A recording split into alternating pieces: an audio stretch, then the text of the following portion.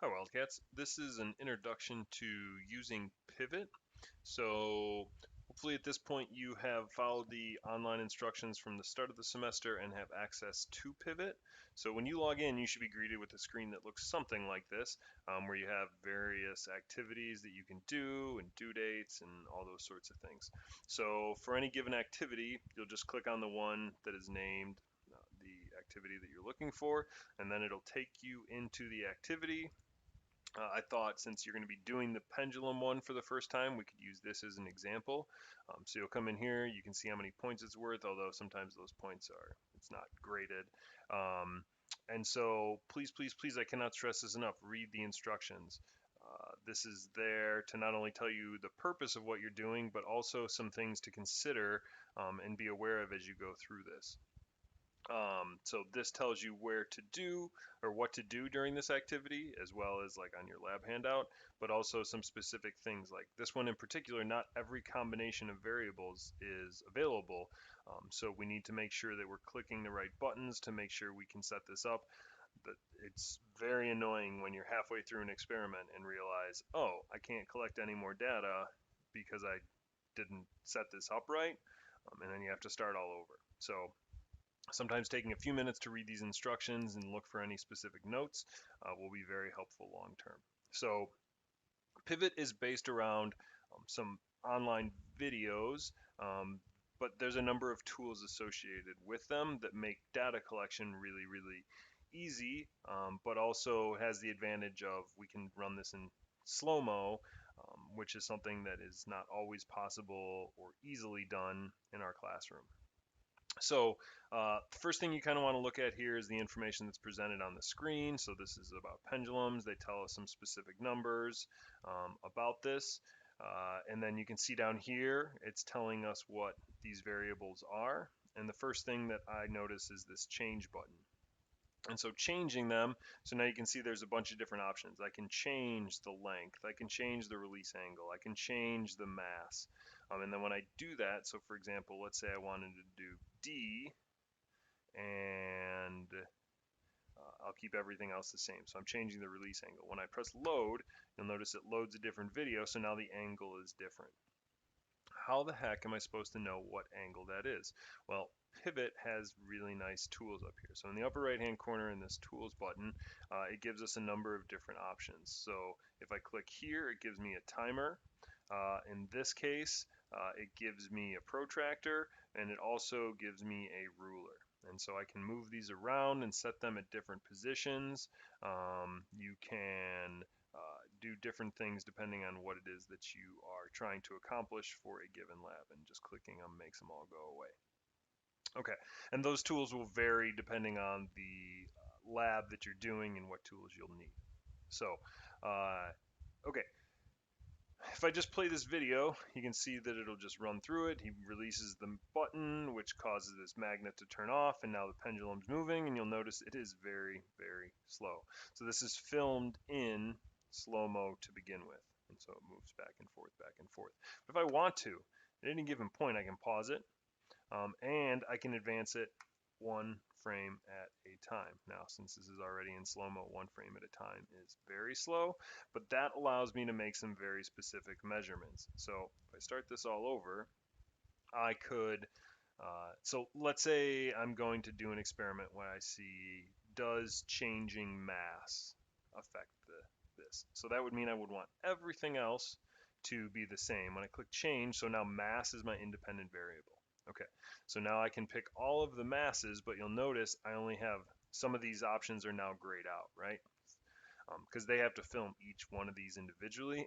They don't do every option. So since mass is my independent variable, it's what I'm changing. I'm going to want to use the only option I have is G for length, and release angle, I have a number of them. Anything that's in white, anything that's grayed out, I can't use. So I'll take O, and then let's just start with 66.8 grams. So when I load that, here is my pendulum now. Okay, so it says release angle. Well, I'm not changing it, but I might want to know what it is. So to do that, if I click this, I can bring this protractor out, or if you're doing release angle, you'll want to know it. And if I just put it at the center here, right, the pendulum's going to hang straight down, so that would be 0. So it looks like release angle O is 15.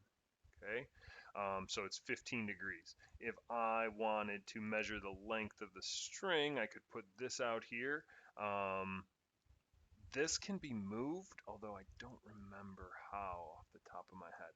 So I'll look this up and I'll tell we can talk about it in class as we get this set up. But these tools can be rotated too. And then finally, here's my mass. So it tells me all that. I need to measure the period, right? I need to know the length of time it takes to go from here all the way back. So one thing I'm going to want is this protractor because I want to know when it gets back to where it started. So if it starts at 15 degrees, I will get my timer out here and press play. And now here's the thing.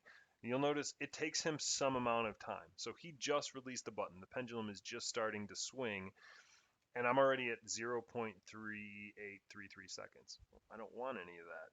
I wanted this to start the instant that he releases that, or in other words, the instant the pendulum is released. So that would be the instant that he lets go. So I'm moving one frame at a time.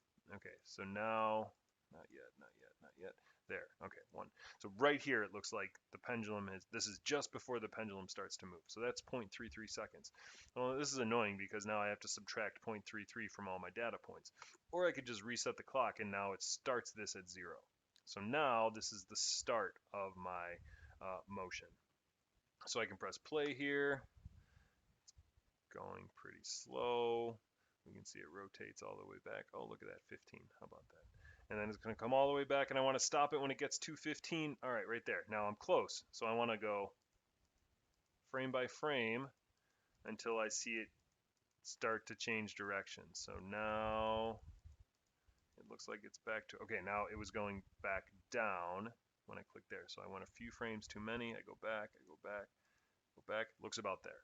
So at these conditions, or as a mass of 66.8 with a release angle of 15 and a length of whatever I measure that to be, it looks like it takes 1.4125 seconds. So great, so now I have some data.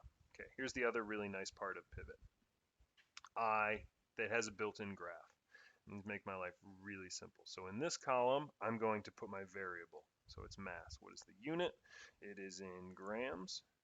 And what is the variable? Well, the variable that represents mass is m. And this is my dependent variable, so I will put period. The unit for period is seconds, and the variable is capital T. Okay, so my first data point here is a mass of 66.8 grams. No letters in here. I've put them up here. And it has a period of 1.4125 seconds. 125 seconds. Okay, cool. And then when I do that, and let's say I did some more. So what were the other changes here? 151, 195. So 151, 195, and 357.8.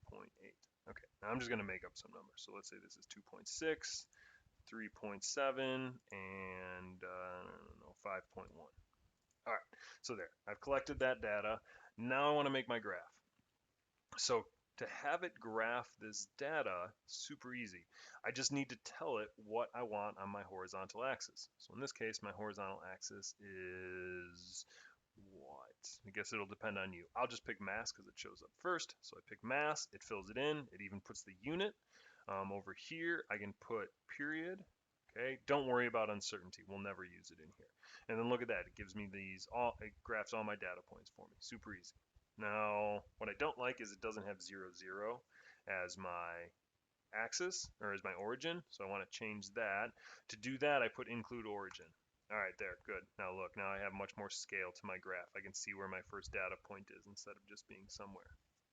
As you know from doing this, we're going to want a line of best fit in here as well. And so to do that, if I click the gear in the upper right hand corner, put curve fit, it'll ask me what kind of curve fit. For the time being, as far as you know, we're always going to use linear. It won't always be true, but we'll get there when we get there. So I will put a linear one in, plus on top of it, right, I could see a straight line kind of going through here. I could put in a straight line of best fit through there. So curve fit, linear, done. Okay, so here's my line of best fit through here.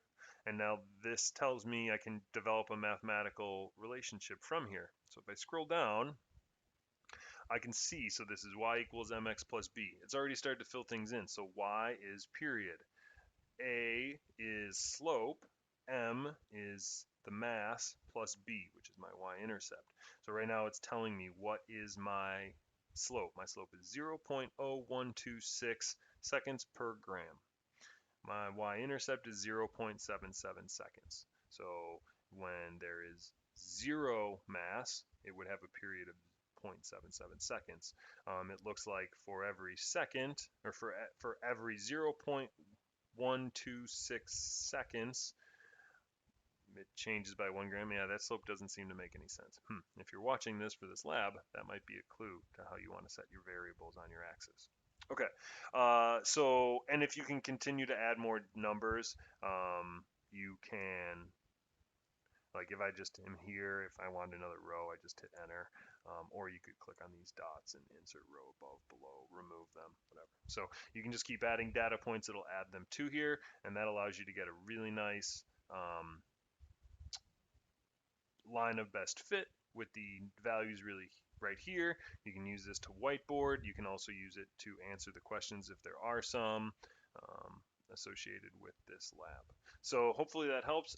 We'll have another video later on about inserting columns and doing calculations and stuff in here, as well as how to upload a video that you made so that you can analyze your own experiment in slow-mo using these tools as well. But hopefully this helps get you started.